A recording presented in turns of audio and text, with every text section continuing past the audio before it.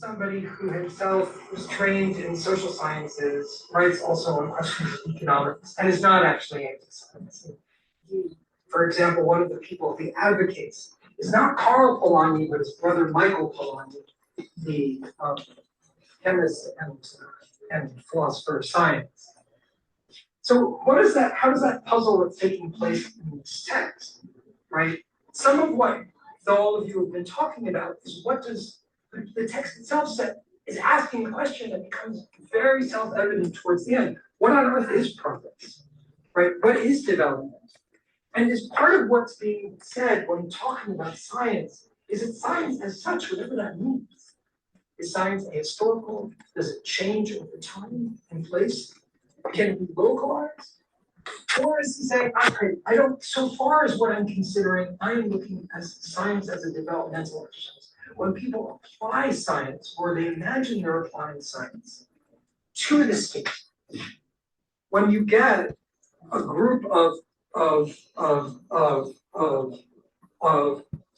technocrats and scientific visionaries and social scientists and so on, all working together to say, yes, indeed, these are my examples, right? I can have a vaccination project. That means I don't vaccinate a lot of people, right?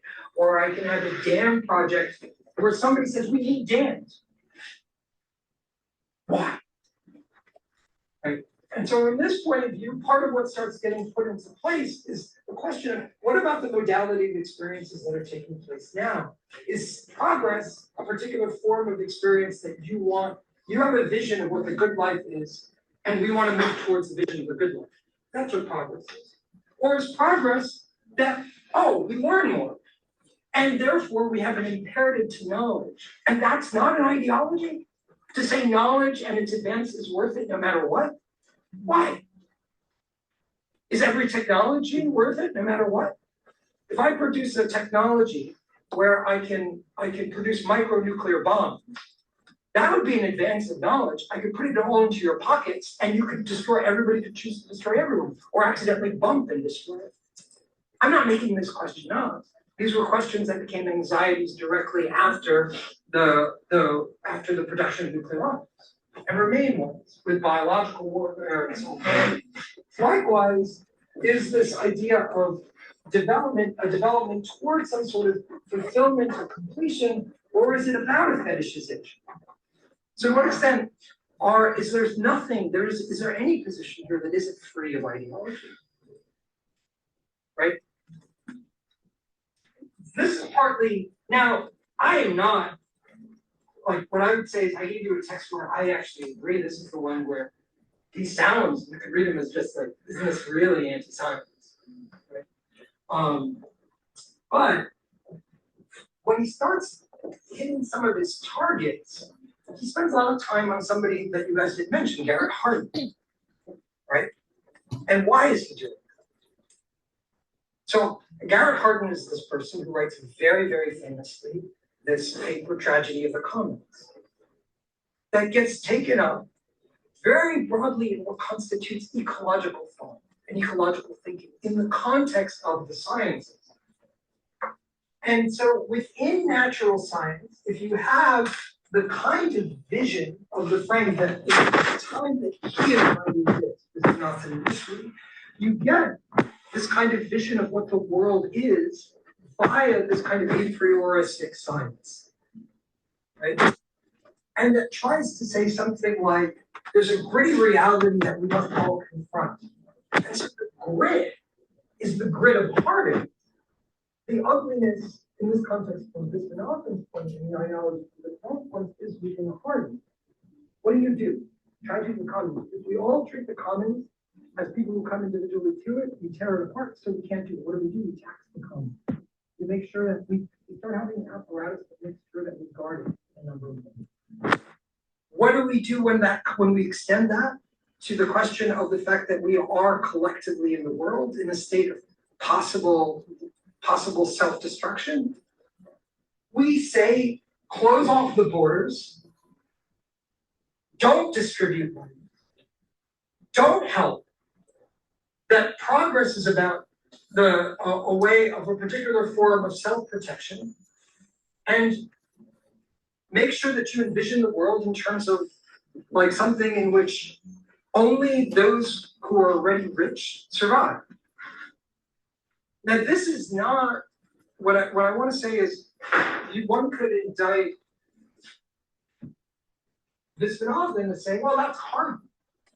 But then his response might be, why is Hardin on the one hand so popular, and why does it resonate so strongly with those sciences that have been directed towards the development of this? So what other possibilities, if there's a hope, what other possibilities are there for whatever science means, whatever progress means, whatever development means? Right? This is linked to last week's work in another way as well, right? A lot of the time, people take technological development as necessary, right? That nothing is going to stop it, right? Or it has its own evolution. So we know what the direction of that is. That's a progression. It's certainly a development. And then there's a host of words that get thrown at you if you resist it. You're a Luddite, or you're anti-intellectual, or you don't understand science, or you don't understand the underpinnings of it, or you're a hopeless romantic, or you're nostalgic, or you don't want to help people.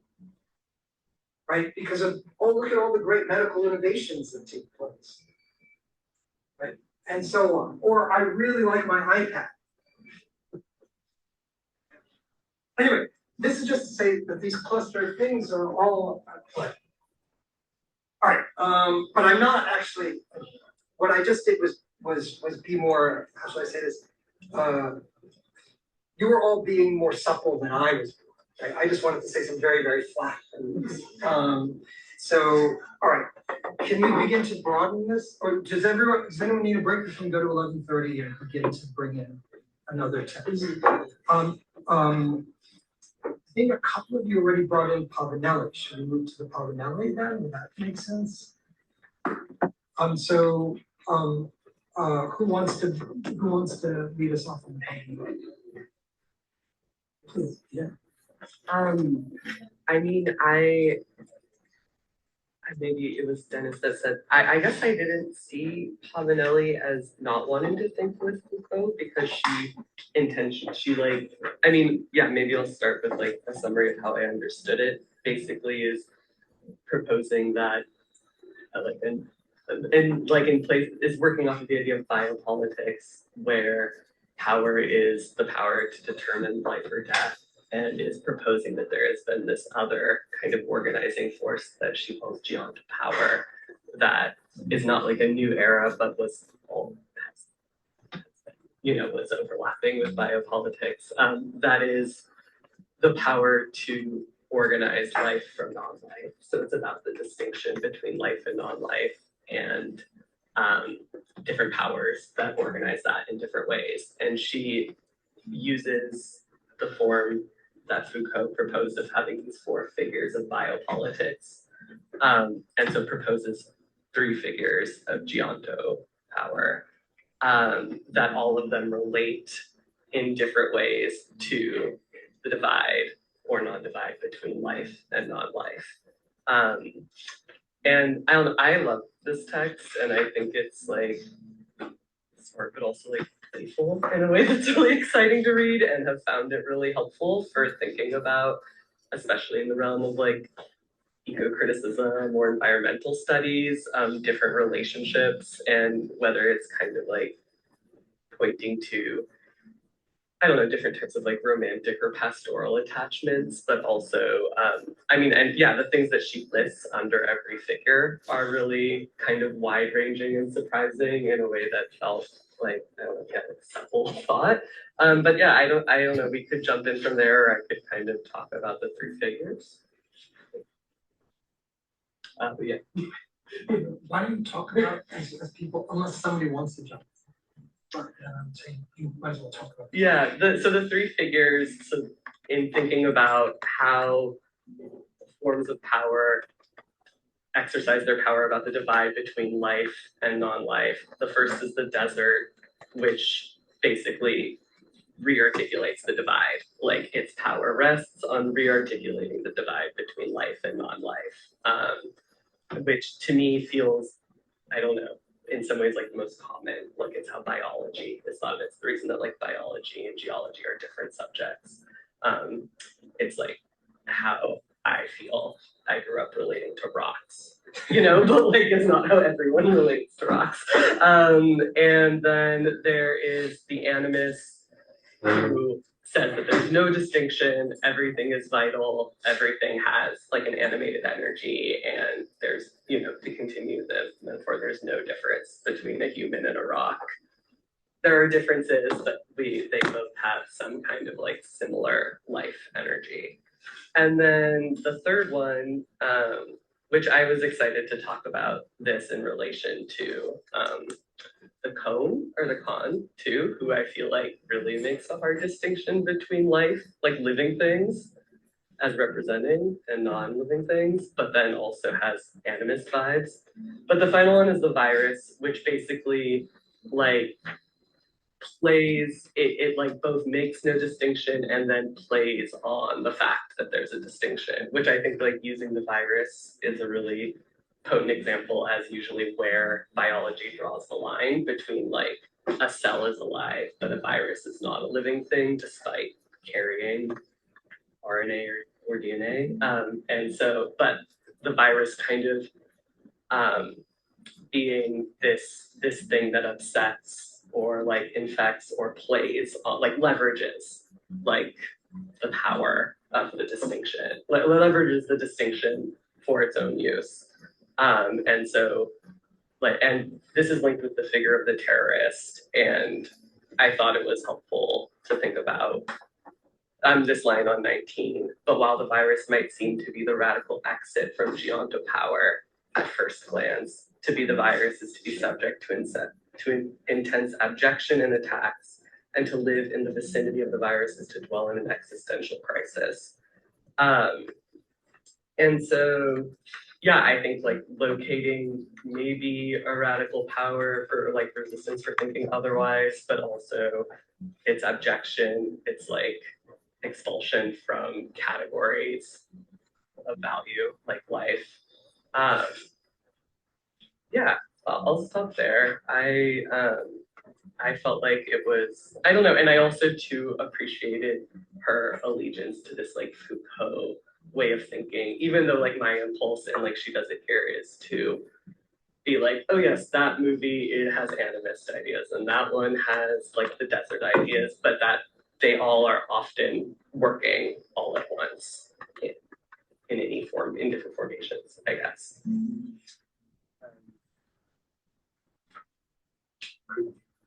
Just want to get a definitional check on this. The word ontology here is referencing the categorization versus a study of being, right? What does she say? Right? She talks about this. I thought it was about categories, but I won't.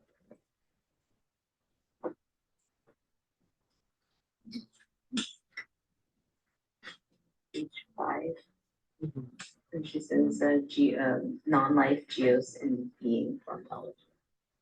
Which is also funny that like she translates geos as non-life. Yes. Yeah. It's the component, it's contrasting components. So I just, and being, right? But Yeah. then she talks about all these new categories, right? This new categorization that she does with. So when I started reading this, I thought this was going to be a critique on critique, because it starts out with, Western critique on Western beliefs that everything is through this biopolitics, which is this framing around power. Everything is a fight over power of who or what gets foregrounded, and then introducing a different way of categorizing the world as desert, a more biocentric around desert, animus, and virus, and rather than critique being a function of political apparatus, you have the virus as the agent of change.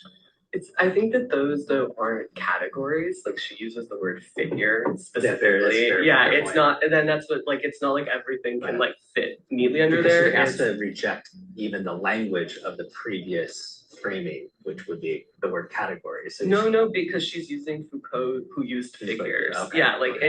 and he didn't mean those as categories either. It's kind of like she calls it symptomatic and diagnostic, meaning they're both like.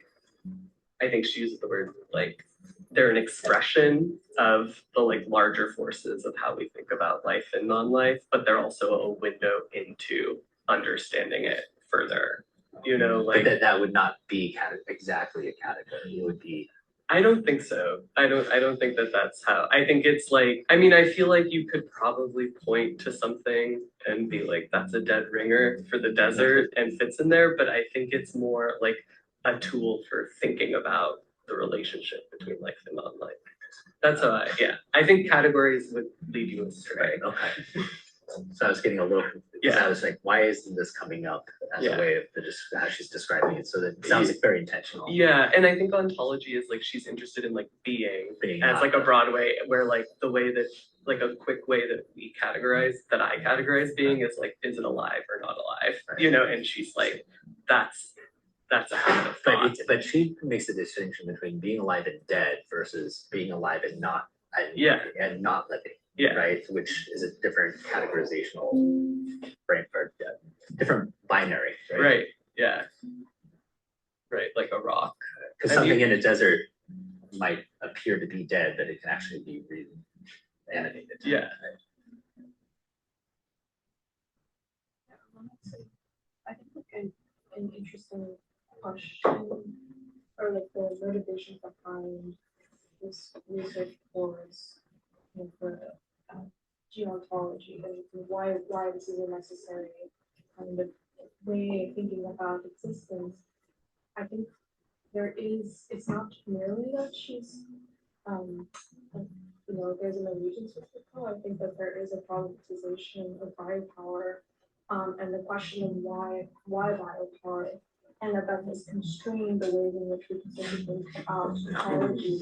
And I think that's really poignantly demonstrated on page 7 when she also says like I'm not the first to notice this, but Joe understood this well, which is that later in Foucault's writing, he made a genealogical shift or concept of a doctrine of field began to substitute for a sequence of epistemic singularities in such a way that Foucault was brought back to the concept in philosophy. So, and for Bourdieu, this moving further, and for Bourdieu, this concept is power. So, I think the question I have for the discussion is why not biopower, or is it really as limited as she argues?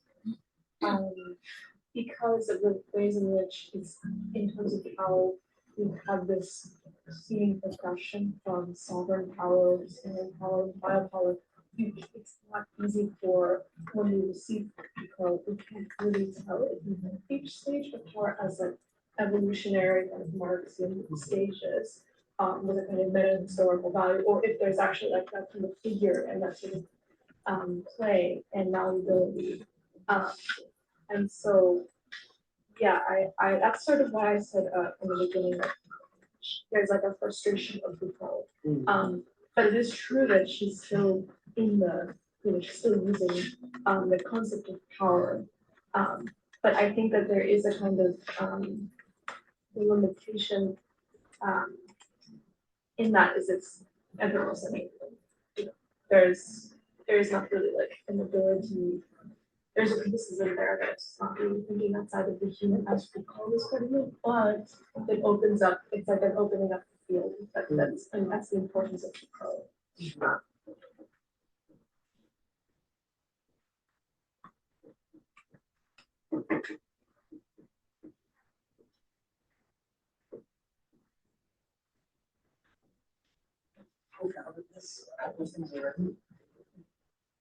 This, I think, is inviting us to ask a question. I think she's also asking in the context of this phenomenon that we should keep in mind in relationship to whatever critique means. which is something like, in the concepts that are being addressed, is there capaciousness that sometimes is not being recognized when one is in the operation of critique. You can tell me if I don't understand that well, but I think that's part of what you were saying.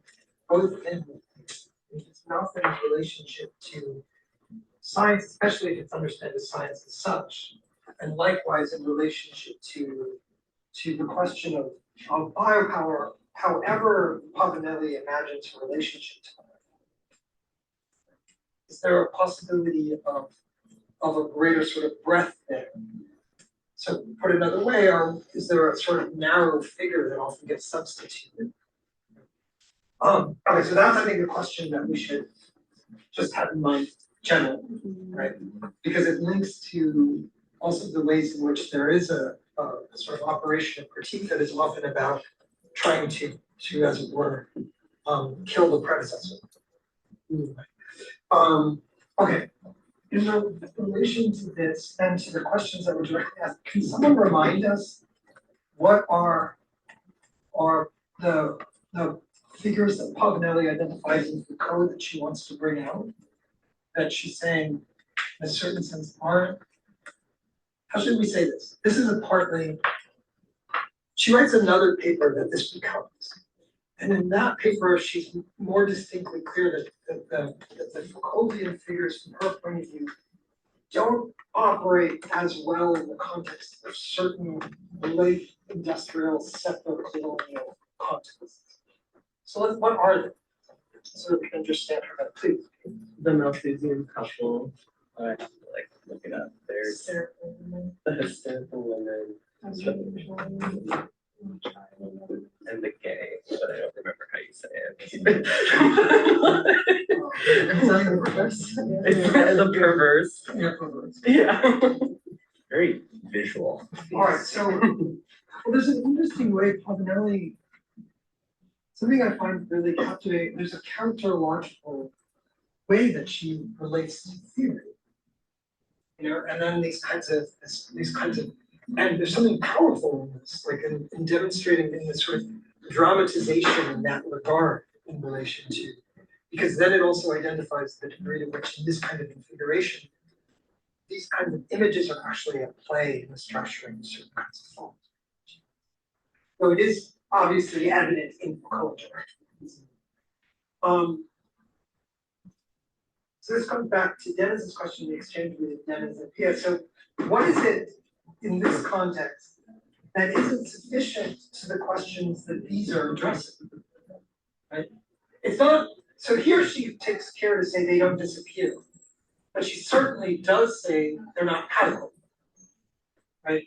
And she asks anything from even more, right? Like said something like, so what is it that these don't approach? The Malthusian couple, this couple, and then that's to be the child, and so on. Right, so it doesn't approach the so non-life.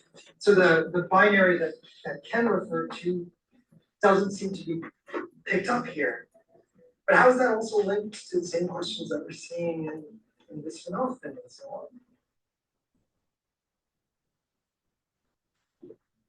Right, she's calling it geoonto power for a reason, right? I mean, I'm asking a really basic, like obvious questions because when she looks at the reasons she became an anthropologist, the demands that the state made for them to be represented, the people that she takes as family to be represented as part of their claims for land for the state and so on. Part of the question that is at stake in a lot of those legal doctrines is what is alive and what is not, right? What counts as is my cosmology in which the rocks live acceptable in your cosmology where they don't? One of her examples is a creek, right?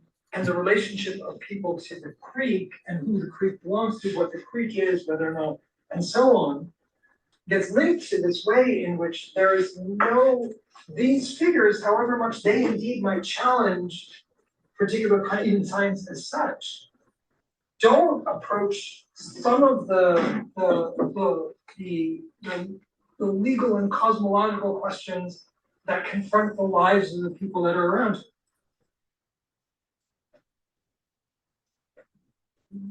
I mean, in this case, it's very, very simple. Like, what is a masturbating child?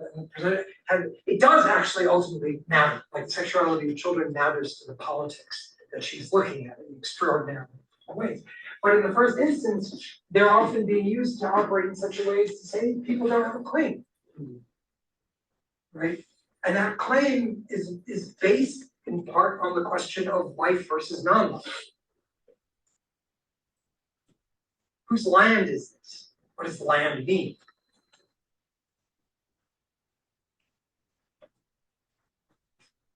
Right?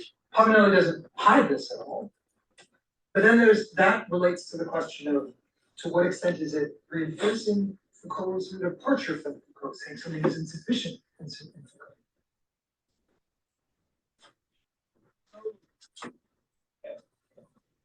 Like Foucault's own theory, that not just allowed it, like necessity, the kind of things which is doing, the historical a priori, by definition, will change. So I don't know if it's departure from Foucault, but she uses the words like the new drama, like she's like updating something for the new drama. She's looking around and saying, like, you know, which also like with Foucault, it's like the question of when is that killing the predecessor, when is that really like trying to actually point to something that's different than like whatever. Yeah.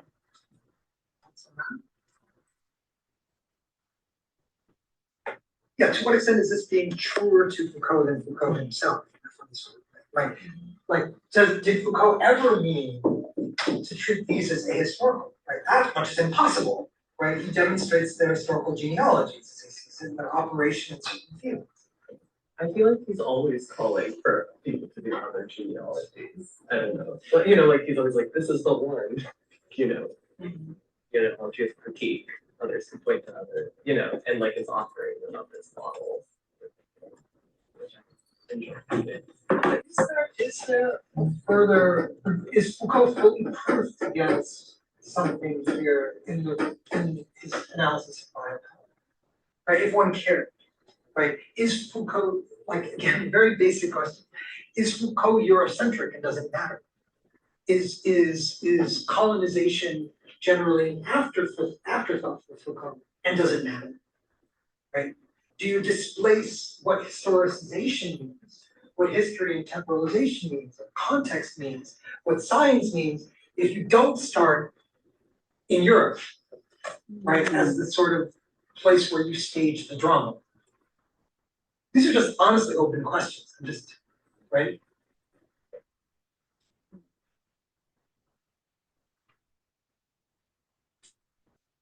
Does it matter that he calls it biopower?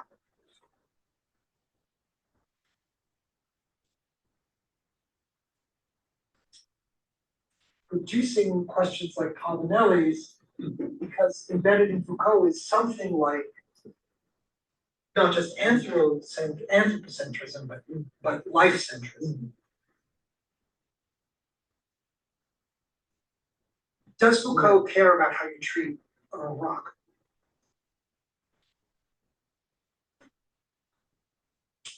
And should he? Does Foucault care about whether or not you treat a site as a place where you extract ores? And if you extract those ores at that site, does it matter that you pay some respect to the land or no? Is that a question that inhabits his thought? No, I think he cares about like the labor. Or I think he would care, you know, about like the management of the labor, but less so like the oil. You know, yeah, sure. I do think Paganelli is asking us, do we care? Yeah. Right? Like, do we, and what is our relationship to our caring or not caring? Are we, as it were, accepting, for using the word, sort of the disenchantment thesis about what modern science is? Yeah, I'm actually fine, reconstruct it. It doesn't matter how I do it. We do come back in a curious way in this relation to the Heidegger, right? And the relationship of the production of the world, not forgetting the limits of Heidegger. All right, let's take a break. We'll come back and we'll bring the other thinkers in. Everybody doing okay? All right, can we take, there was a bit of, how much time do people want? Let me ask this, because I'll always shoot for less, and I shouldn't do that. I'll say 15 minutes at the most, but it's 15 minutes at least. Or it's 10 minutes. Okay. Sorry? I'm fine with both. You fine with both? Yeah. Okay, then let's do 10 minutes. Okay. Thank you.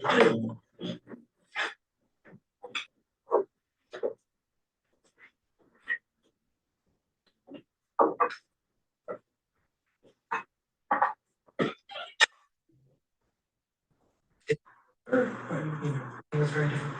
It was different. So it'd be good to ask to pay as well. That's a graduate student in all right.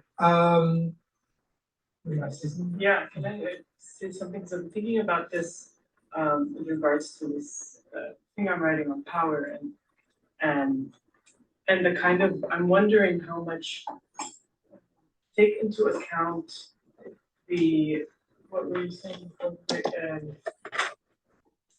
like care about the raw or just think about enchantment again. How one does that in a framework that is completely historicized.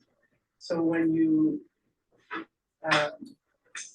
get rid of, until God, whatever, when you get rid of all the sort of axiomatic self-evident definitions, which science is kind of like the thing that brings. In science, power is the ability to do work, not because it's because it's a self-evident definition. But there's a sort of self-evidence to its definition. And so I feel like I think the person after this with the forest, Cohen, sort of maybe approaches the question in a very different way that I find very appealing, but it's not, it steps out of this completely historicized perspective, or like in the way he deflects even questions on, he implicitly deflects the questions that he knows he's going to get, which are, well, how do you know that this isn't just, you with the biases you bring to this, or with the ways, you get what I'm trying to say. So I just get, I guess, like as I'm thinking about Foucault and thinking about very historicized frameworks that have become more and more dominant in Western, humanities in the past, whatever century. I'm just wondering if that even allows for the kind of move of enchantment. Does enchantment and historicization kind of work together? Yeah. So what are your thoughts?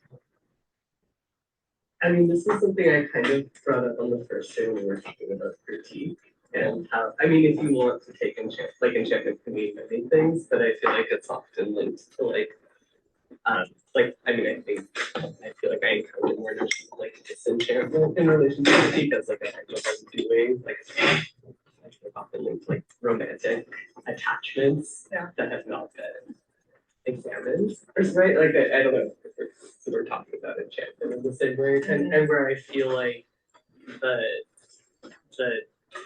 critical impulse that I see so much is to historicize and so of those attachments.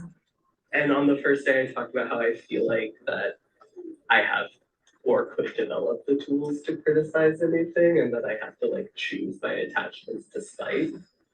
Is that kind of what you mean in their relationship? Right. I guess the implication would be if is there enchantment is enchantment possible if everything is historicized?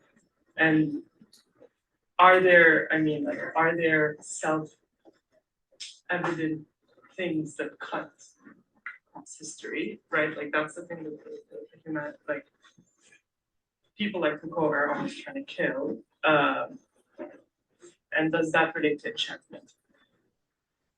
I mean, I guess I feel like a lot of secular enchantment is located in art, which you can like historicize, but also like approach them through affect theory. I'm also like actively thinking about this, and but like I think I'm like, yeah, I'm like, well, I have to just like believe despite like am I able to think outside of like a secular framework of critique? But yeah, I think like I feel like the Foucault, like for Foucault, the impulse will always be to historicize. Like there's not going to be anything less sacred, right? Like I don't know. That's my sense for him. I think like other people have different attachments. I don't know. But there's something.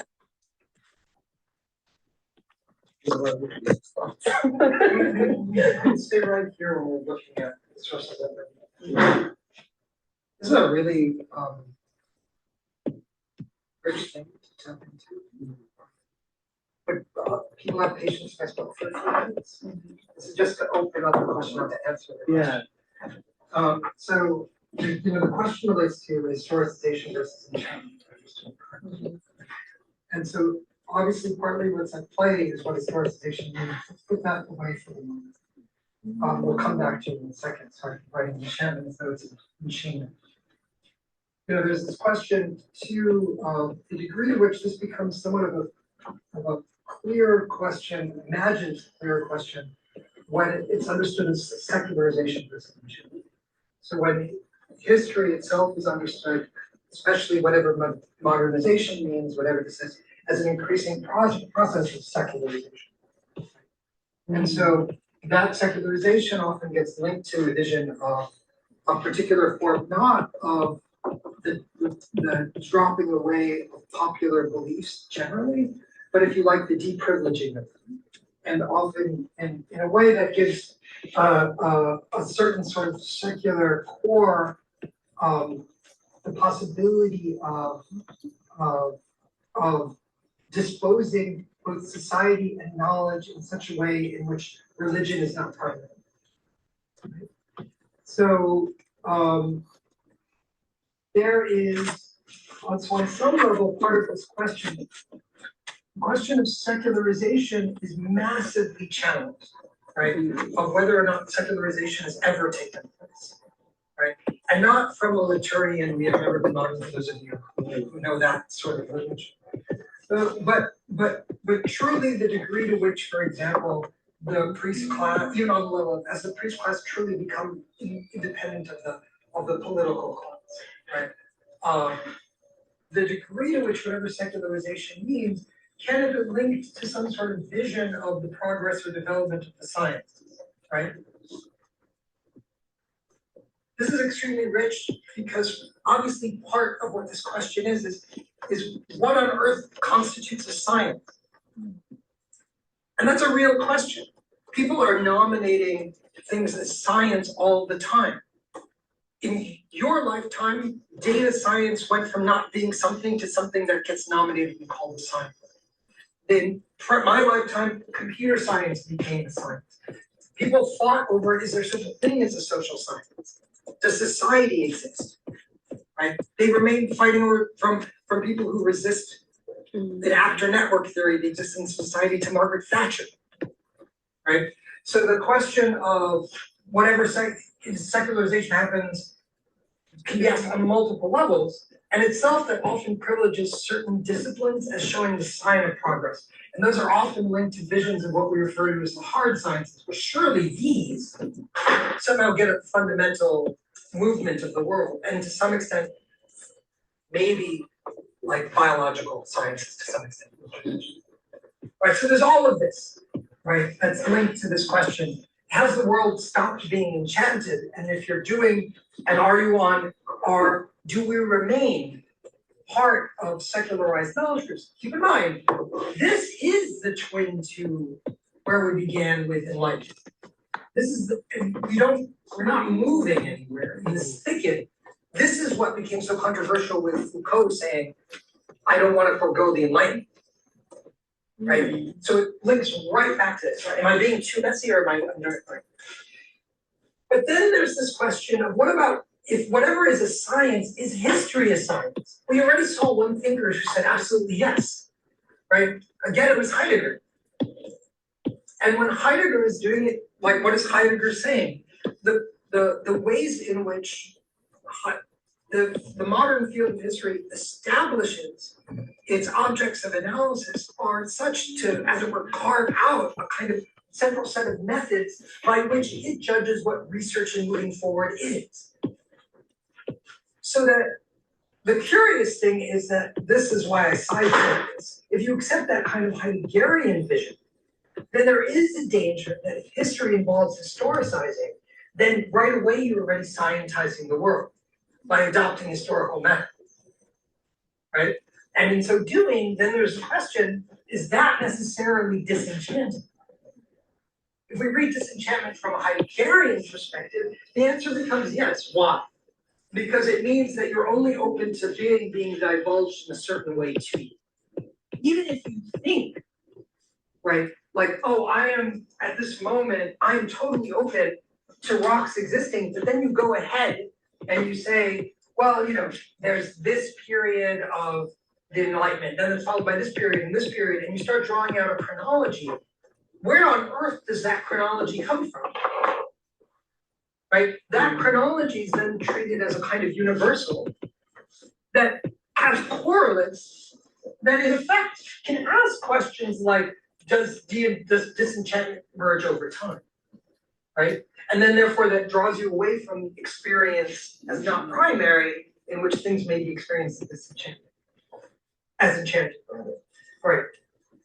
I'm gonna stop talking in a minute. Am I being clear? Or should I stop right now? What was the last? So let me put it this way. I'll say it in an even simpler way. History as method often involves, for example, something like periodization. And periodization operates according to often what is like a kind of mechanical chronology. There are times and places that are measured by a clock of a particular kind. That is what temporality often means, right? So that, as it were, time becomes something that history imagines that it knows. And it also cordons off the ways in which, through history, certain things can only influence other things within their period, right? Once you already do that, you start saying what interrelations, what intimacies must exist and which ones can't exist. And from that point of view, you would automatically commit yourself to saying, in effect, I would treat as magical the claim for that a later period could affect an earlier period, or that they might be involuted with respect to one another. It would be anti-scientific or anti-enlightenment, or it would be what would be another word for it? Everything, by the way, I'm saying is speculative. These were all explicit debates, like and debates over Kuhn, debates over post-enlightenment critiques, and so on. But that's what I was trying to get at, right? So you don't ask the world in this perspective what it is that you don't know and which possibilities you remain open towards when you're approaching it historically. You're saying to the world, these are my questions. I'm going to order the answers in this way. And in them, there may be this question of when rocks live. And then when that question arises, then there's the question of, is it an enchanted question anymore? So one can ask, as a rhetorical, as others do, what, but somehow the Gaia hypothesis emerged in the context of the rise of the modern sciences and systems science, right? Doesn't that demonstrate that in the context of of the sciences, you can talk about things like rocks living. But then the natural question then arises, what is living? To what extent is that vision of what counts as sort of an organismic existence already part of whatever process you might imagine is disenchanted? Or does it have its own enchantment? So I'm just saying, all I'm doing is opening up, like, there's a ton itself of history and conceptualization just in, it's a beautiful question. Right? All right, I'm gonna stop talking. But it's at stake right now, and just as you pointed out, so let's bring it in with respect to the readings that we have in front of us. And in this one, I think that you're right to begin with the cone, right, and how forests think, so. And non-humans. But the way he does it is to humanize the animals or the non-humans by saying life in general is represented. And I think in the first part of this introduction, he talks about how the cheetah or tiger, I'm not sure, how cheetah also represents, right, a jaguar, sorry, how jaguars also represent us, just like how we represent the nature. And in this sense, because this definition of life is so, I guess, humanized, in order to negate that distinction, it actually paradoxically humanizes the entire all species. And I'm not sure how that is ecologically productive. I guess like to put my biases on the table, I'm obsessed with purse, which is like the type of like represent, like that's like the semiotic system he's using, and so like I think that he's saying that like if representation were limited to what we think of as language, then like yes, he would be like humanizing them, but it's like I think that he is saying that like I think representation in the semiotic is like a really broad like like a broad sense of just like I think if something like interacts with the world, you know, it is participating in a type of semiotic, you know, like the cane, you know, like the cane. But I mean I guess is part of what you're saying though that like we can't really even think this without anthropomorphizing. Yeah. Kind of like that it's impossible to like kind of try to like because I think that's a question for me is like I mean, I get the sense that he's going to hold a lot of space for like what we can and can't claim about like an animal or a plant, like knowing and representing. But I do think he's doing a lot of work to like really broaden the idea of what representing means. You know, like if like a cane is a type of representation of the world, then like a root feeling through the soil is also a representation of the world. And so, yeah, I'm trying to temper my fangirling around hers and being like, no, it is not. Don't worry. But yeah, I think. But I think I do have. I mean, I think like I'm interested in like to what extent you have to move into a speculative project in order, you know, that like acknowledges the human projection going on in order to do this thinking. But I also feel like he's intentionally working in Avila because there's like these weird contradictions. Like there are like ways of knowing amongst the word jaguars that already it's not like really a projection because it's already like just a situated knowledge around how jaguars and humans see each other. But yeah, I'm curious what others thought. I feel Khan's article is really interesting because I feel she brought the broad idea to highlight highlight the relationship between the human and the non-human. And I think the most interest me is that she used the animal, jaguar, right? I think she brought that animal and how animal learn the the interaction with the environment without human language. So I think that makes sense because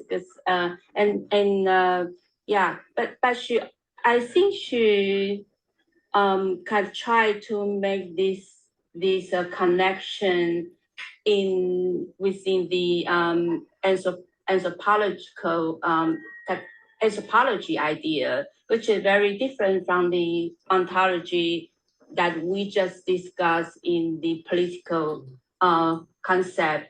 So, but I really want to. I'm wondering, you know, because it's the behind this phenomenon, this relationship. I think the author tried to brought the concept of the ontology. Yeah, try.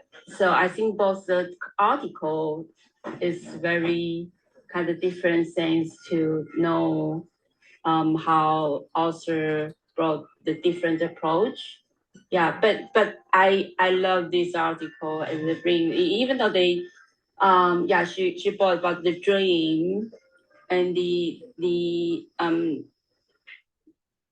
uh what's it's what's name this it's a village? No. It's the village.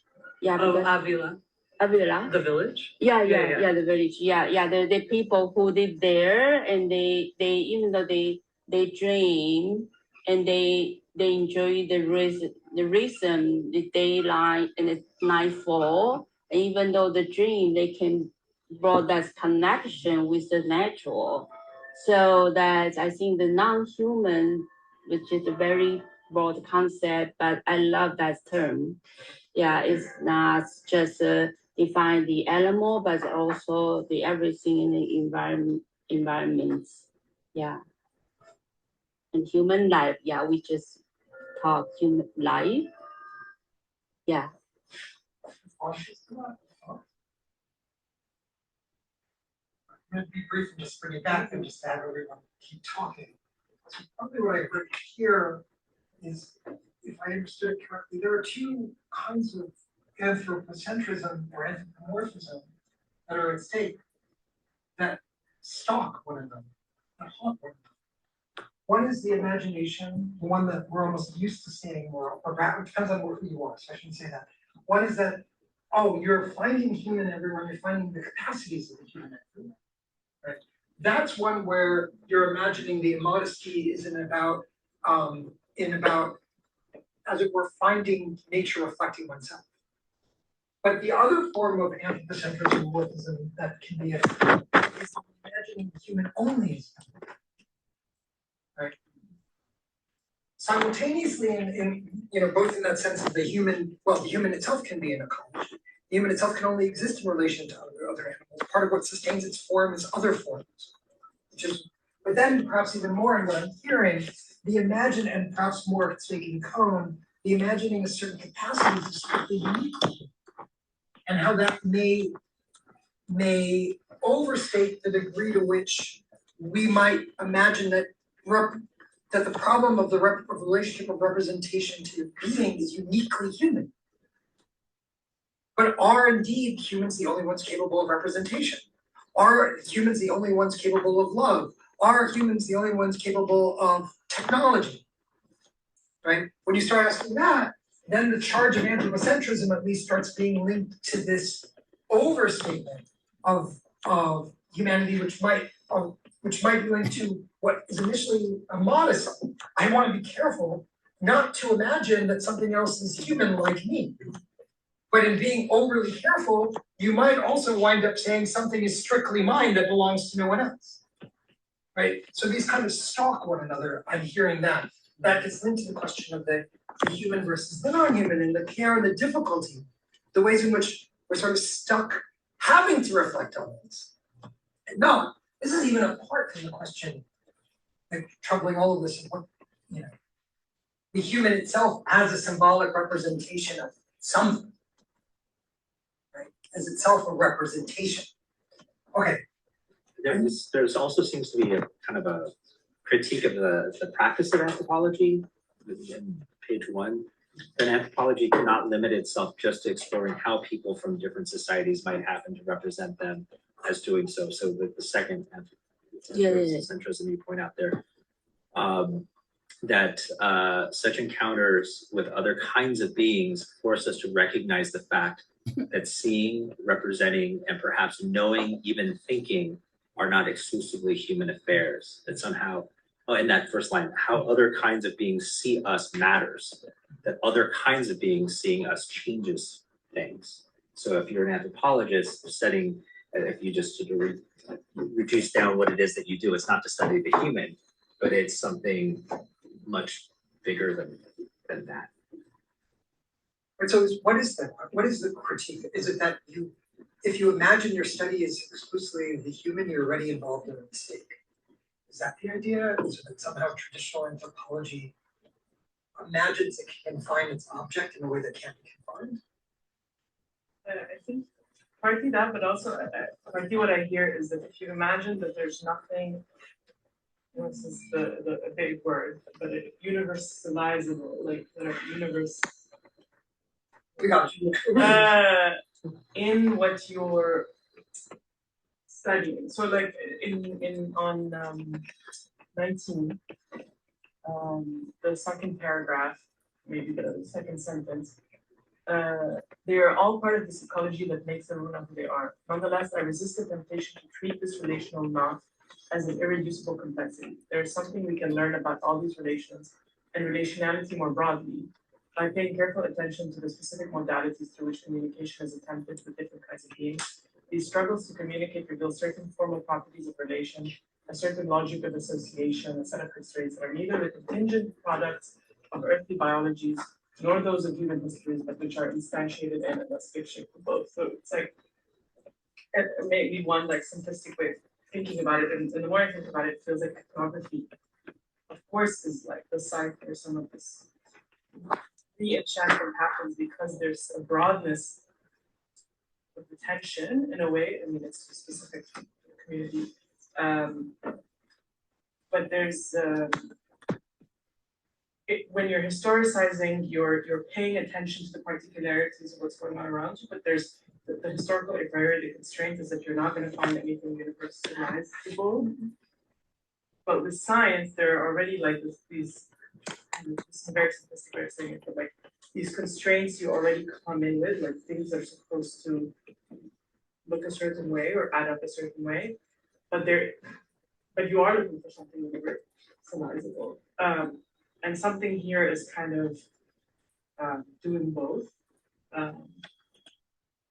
Yeah.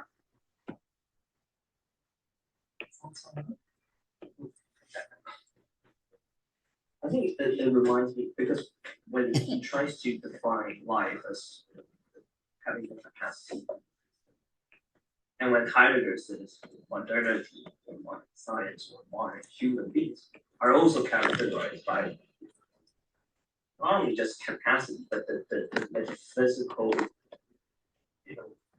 ability, but the character, the metaphysical character of modernity is to represent the world as it is.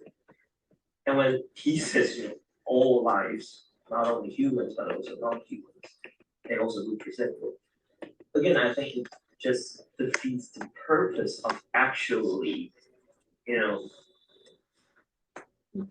respecting or, actually, letting the animals to have their own autonomy, because this is basically, they're just expanding the human capacity to other beings without really, so there are only differences, right? There are different kind of representations, but at the end of the day, they are all representations, and that's what precisely Heidegger is trying to criticize, that we only think about representation, or we only think the world through the methods of representational force. So I'm just I feel like because of that definition where he's also confined into the very sort of world image of Heidegger's Can I raise that question? Because I feel like this is a conversation, especially between the two of you, to try to make that even more. So in your reading, Sean, do you see Heidegger as critiquing not just symbolic representation, but semiosis, right? And so that semiosis becomes something, so he would say, the semiosis of purse, and for us, we don't have to know the purse, let's say as it's represented here, semiosis as it's represented here, would likewise be something that's only possible in the age of the worldview, right? So that it would be an imposition that humans would, and especially specifically modern humans would have in relation to their imagining of what is the co-constitution of the world. I just want to make so that we don't like go back and forth on the question of symbolism or not. Let's just use the word semiosis then. Can you talk about that? All of us talk about that for a moment, or is that too? Well, can I see if I understand the question, kind of, or? Well, I was just trying to read. If you understood Sean better than me directly, then you should answer okay. that directly. I mean, I guess. Okay. Well, I guess I didn't realize they were the same, so I didn't understand someone. But like, and then, but I think, well, I mean, is part of what you're asking that is this kind of, you know, imposing or imagining of the representative, the semiotic systems of non-humans, only possible in this moment of modernity when we are able to think the worldview, like when we have like that. Yeah, Okay. because I'm trying to. Yeah. I tend to think with Heidegger, right, and also Foucault to a certain extent, where there are historical a priorities function, right? So I'm just saying, like, because apparently the objective of this work is to let's say overthrow or transcend the distinction between humans and non-humans. But the way he tries to transcend that distinction actually, for me, solidifies the not the superiority, but the essence of what let's say, which is representation. Yeah, I mean, I think that it would, if you believe that the essence of humanity is representation, then you have to see this as a projection of like a human capacity onto non-humans, right? At the Like page 20.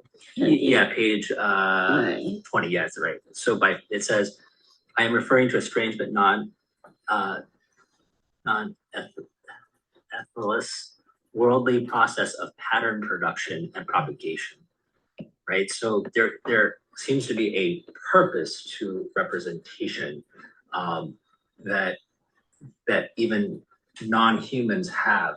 Like, I'll give you an example. Like, my dog hates labs. For some reason, yellow labs has a very specific, and sees one and will just flip out. Other labs, fine.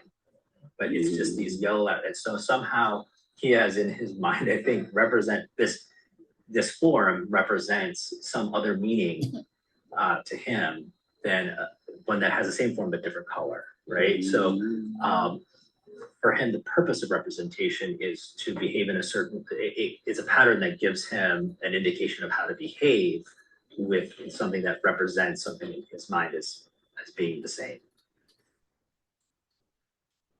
Can I just say a couple of quick things? It's just now we treat just as footnotes, and then let's bring in. Though I think we'll probably want to talking about it more next time. I want to say before you all leave, just one thing about next week's readings. We can't ask this question. It came up in the course of what you're saying. How does Cohen's vision work? Let's put that aside for a moment. The question regarding what's taking place here on the part of the debate over the question of representation may also be a debate over the question of the interpretation of semiosis, right? Is it primarily about meaning making, or is it primarily about meaning making via representation? And so then there might be the very specific stakes. So in other words, it didn't seem like the fight was about meaning making, but the fight was about specifically representation, right? And representational. This comes back to can to your doubled question, right? So for example, for some reason, the one that kept coming to my mind was, if I walk past some geese and there are chicks, although a larger goose will likely hiss at me. And this will happen repeatedly, right? In other words, like if I do it in another context, that is a form. It's a pattern repetition, right? So it seems like a form that takes place in the world. As a pattern repetition that is understood by the different partners at play, whatever their conceptual understanding is, right? It involves meaning, right? And that meaning involves purpose. Now, you could say it misfires, but you could say that misfires between species as much as it says across species, right? But regardless, there's a sense in which there's a play of meanings against whatever this hissing is. Do you call it representational or not? Part of the question of whether it's called representational is whether or not one wants to link it to imagined mental states, right? Whether or not there's an immediate, right, that doesn't even require intention, right? So your questions are very much to the point here about what the debate means. Coe does want to double down on representation, and in that sense, I do get the strong sense that he actually does want to resist a particular anti-representational stream of thought from Heidegger forward that includes Foucault, includes others as well, right? And wants to say something like, there's to be humanized, his claim is the opposite, humanized representation, right? And I think that's linked to where Athena brought out that passage, right? Like, no, I do have this extra commitment. Right? And it isn't just about symbiosis. Right? And that I think it's linked to what he sees as representational form. All right, I want to stop talking. Can we bring in, you only have like 19 minutes. Maybe I'll say this now. I was thinking about adding, I'm trying to decide whether 3 or 4 readings makes best sense for us at times. And I know it's a lot to ask for, and I was thinking of adding another reading, so I'm just gonna have to dwell on this for next week, because otherwise I'm worried that the center will not hold, and maybe, even though I say constantly that's fine, but the center does not hold, sometimes I'm less comfortable. Well, next week I won't make you do a preamble about the course. No, that's not you making it, that's me. Like, again, if you see me looking, it's because I'm unsatisfied with myself, like my responses to this. So apologies. All right, can we bring in the Chu now? Though she's already been brought in a number of ways, but just as a quick transition, obviously quick, like the human is at stake in this, but also the specific representation of the human via man, right? And then there's the question of what the humanities means in this condition, but against the field of all of this questioning that we've seen. Okay, thoughts. Could someone bring us in? What is her point? What is she talking about? Or what is it? Bring us in whichever way you want to say. She does say, she does characterize it as having a.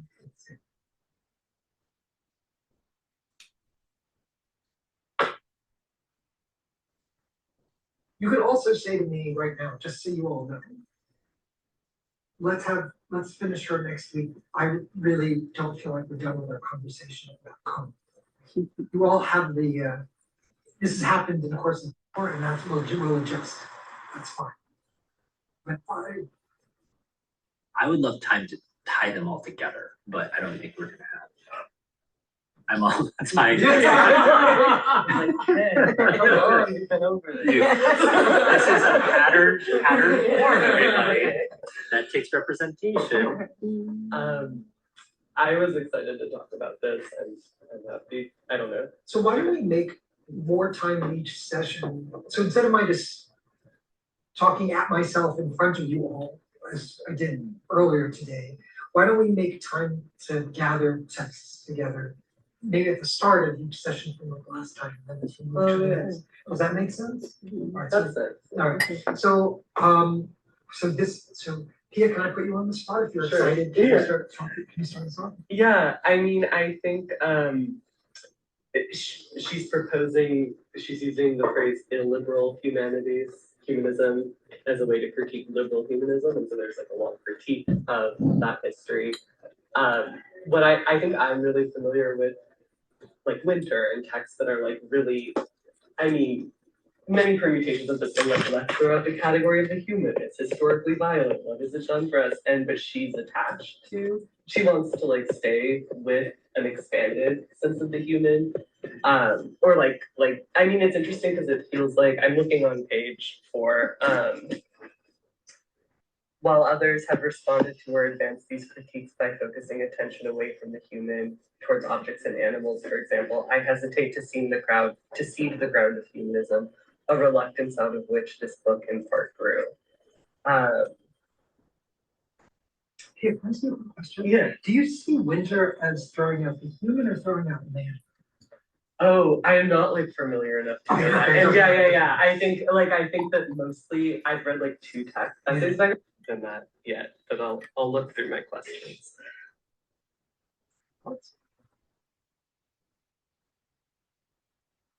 So I found it interesting. She's the only non-scientist in like the first 3 are social scientists, and she's an English professor. Oh yeah, it's so funny to think of anthropologists as a scientist. But the kind of the contrast I thought was interesting to see how she viewed humanities from a different lens. But why does she not want to surrender? Is it an attachment? Why doesn't she want to surrender? First of all, why? Maybe we just need to articulate it more obvious. Yeah. Why does she want to say she doesn't? She wants to throw out the liberal humanities. And does the liberal humanities exist? Right? Does she want to bring it into creation? What's wrong with the liberal humanities as she sees it? Is that the majority of humanities as we're taught it in universities, as she sees it? Let's just begin with a very basic question. I think that something relationship between the contemporary materialism or materializations through the neoliberal ideologies. I think it's in the page 2. Yeah, I think here's some term, and I brought the term Western humanism and its manifestations in practice of the racial colonialism as object of knowledge. So it's pretty, so many terms just come together. Yeah, I would Right. extend on to what you just said there. Yeah. It's on page 2. On page 2, Yeah.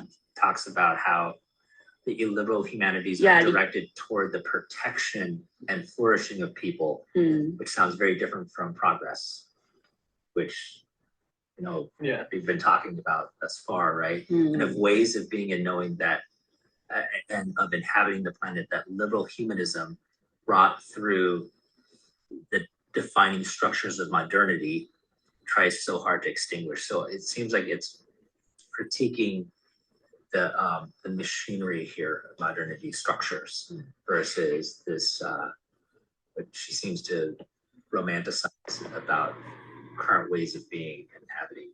So it's a kind of a pushback to this notion of liberalism as a project of progress.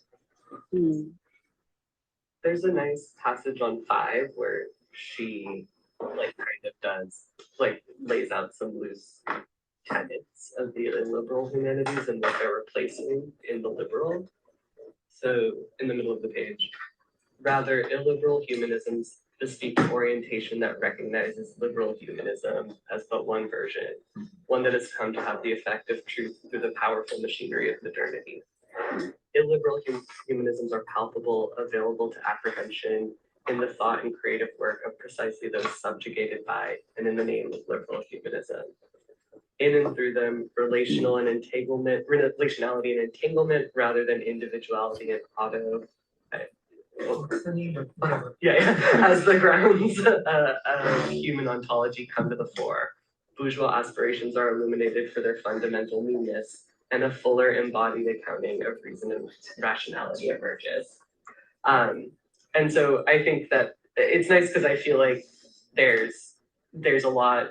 I feel like often there will be kind of a lot of repetitions of like why there's like a huge bundle of like secularization and like enlightenment and modernity and racialization that like are bad and like modernity's bad, but here it kind of like really names some specific replacements of like embodiment, relationality, and entanglement over what modernity has given us. I felt like I didn't have a sense of why she chose to to I don't think we need to call it an attachment. Like why she's like, yes, I don't want to see the human, except for that I'm like, I don't know, yeah, I didn't feel like I was came away with that understanding. It feels a little like in order to define one, like in order to define liberalism, you have to have the other. Yeah. Right? And so if you see one, you can't, how do you then conceptualize the other?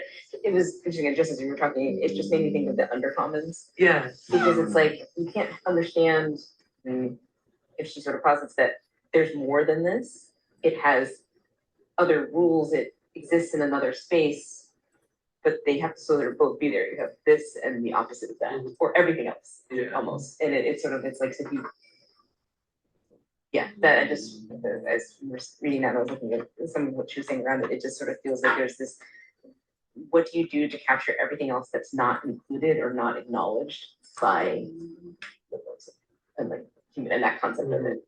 And so if you want to be able to understand it, you just need to open up this space and then it can that made it easier to understand. So again, to what extent is that space already open or not? Right. So bottom of page 7, right? She writes, this is just before the last paragraph and then the beginning. The interests of the academy, workplace, and the state grow increasingly insane, with resources flowing to potentially patentable research and away from work less easily commodified. In the domain of educational policy, both within and outside of the United States, the global now serves as an aspiration, e.g. the production of a global citizenry, as well as a marketing strategy, and is deployed toward the ends of enhancing national competitiveness in the global marketplace. Now, for a lot of people in the context, and I don't know how all you identify yourselves as, in the humanities, the market strategy often is something like a lie, right? You hear the university parodying these phrases, and you don't believe them, right? And you do work that where you imagine this is to be ignored, right? From that, if that's the logic of what's taking place, then a lot of what is happening in the context of the university has nothing to do with these marketing strategies, nothing to do with these slogans. That is not her point, right? If anything, I think she would be saying something like, they actually revealed a great deal, right? About the ways in which education gets structured, financed, privileged, about the majority of what the purposes of education are imagined to be in the horizons of the university. And so there's a question then or as part of her attachments then, the point that she's already committed in a number of ways to the university structure, right? But then wants to say, as it were, our recourse is not to surrender the humanities even further, right? But then to identify something within it that gives us counter to what she's as actually quite imposing structures, quite imposing slogans. I mean, there is, you're all, this is going to reach you all, some of you already know this because of various ways in which, but in economic terms, it reaches you all the time. Where do tenure track seats come from? How does the university produce a seat that allows for a professorship? A chair that is donated, it's about $12 million at Berkeley. So you have to get those finances, and those finances are easier to get in certain contexts than others. And then you have those slogans become extraordinarily potent insofar as they fashion the call, the approval for the call, the money that's put forward to produce it, and so on. And you start suddenly wondering, wait, so where does one imagine that one is free from, right? And then if you also say something like with the university, departments will disappear if they don't have endowments, or if they don't have funds, or they don't have, and if humanities imagines itself as free discursively from what entangles other departments, is it free economically from what entangles other departments? I mean, you're getting a paycheck, right? Yeah. So it can't be fully Right. detached, right? And so what I mean is, so in a lot of ways, these are the questions that she is actually asking us to pay attention to, right? Like, and then when she says there are material histories here, she is asking the question, where did the monies come from to produce universities of a particular kind? Which acquisitions and with what ends? And did they just disappear? Did those ends just disappear? Or did they establish long-standing relations with governing bodies and with funding bodies, right? And logics of operation, where the humanities really has to question. And this is not, if one imagines, this is not just another case of bad conscience, like, oh, I want to err that I'm also guilty. And part of what she wants to put away is, okay, we have to do better than that, right? This can't just be like, I'm feeling bad that I'm participating in this history. Or anyway, I'm raising that as a question, right? And saying, no, there's more that's possible.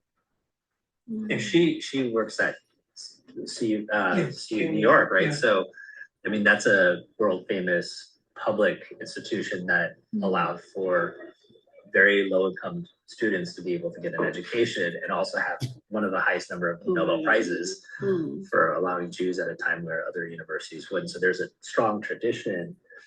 This paper really spoke to me because I'm in the School of Ed and had to read 10 other papers that all kind of lament something like this. Is she responding to neoliberalism? Is that why she calls it illiberalism? Is it to be provocatively positioning this new, it's like a new topology, right? Where she's placing illiberalism above other forms of liberalism, right? Is that you will have to make a decision. I have to admit, I read her as doing two things simultaneously with respect to specifically. Yes, neoliberalism is definitely at stake in this.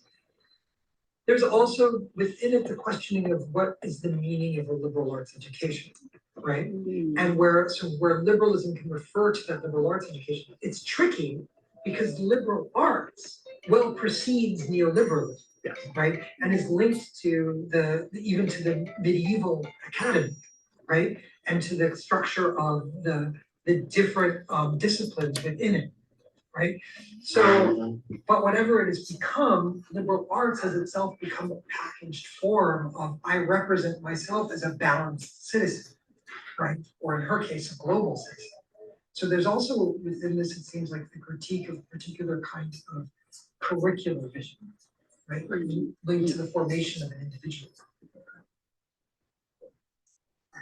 We're already out of time. All right.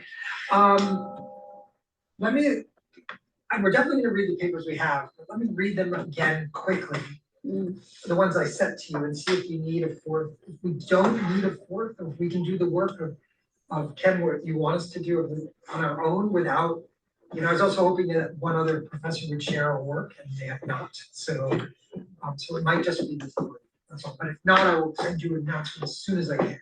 Okay. But otherwise, we'll reconvene and then we'll talk about the connection between these texts at the start of the next. Thanks, everyone.